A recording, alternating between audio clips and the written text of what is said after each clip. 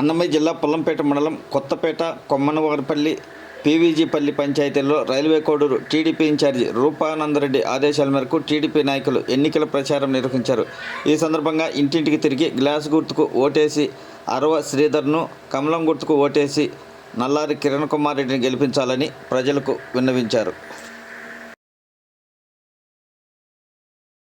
అన్నమయ్య జిల్లా రాజంపేట మున్సిపాలిటీ పరిధిలోని Johnny బాషాపురంలో TDP నాయకుడు గండికోట గుల్జార్ బాషా ఆధ్వర్యంలో ఎన్నికల ప్రచారం నిర్వహించారు.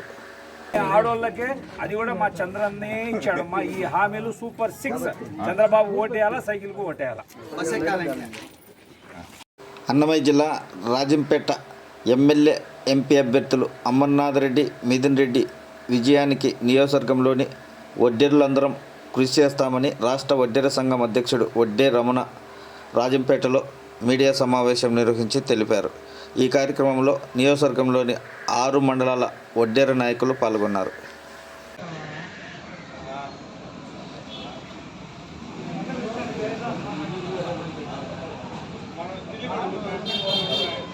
పేద ప్రజలకు మంచి జరగాలంటే రాబోయే ఎన్నికల్లో వైఎస్ఆర్ కాంగ్రెస్ పార్టీని గెలిపించాల్సిన బాధ్యత ప్రజలపై ఉందని ఎమ్మెల్యే అభ్యర్థి ఆకేపాటి అమర్నాథ్ రెడ్డి అన్నారు.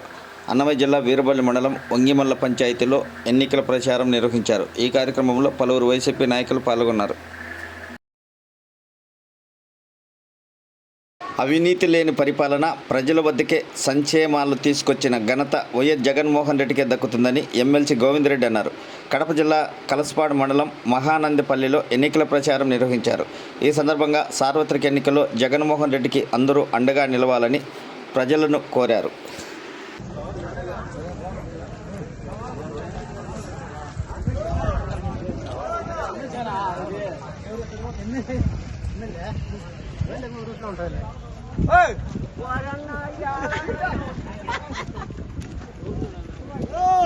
కడప జిల్లా మైదుకూరు పట్టణంలో రాష్ట్ర ముఖ్యమంత్రి వైఎస్ జగన్మోహన్ రెడ్డి ఎన్నికల ప్రచారం నిర్వహించారు. ఈ సందర్భంగా బద్వేల్ ఎమ్మెల్సీ గోవిందరెడ్డి మరియు ఎమ్మెల్యే అభ్యర్థి డాక్టర్ సుధమ్మ జగన్మోహన్ రెడ్డిని మర్యాదపూర్వకంగా కలిశారు.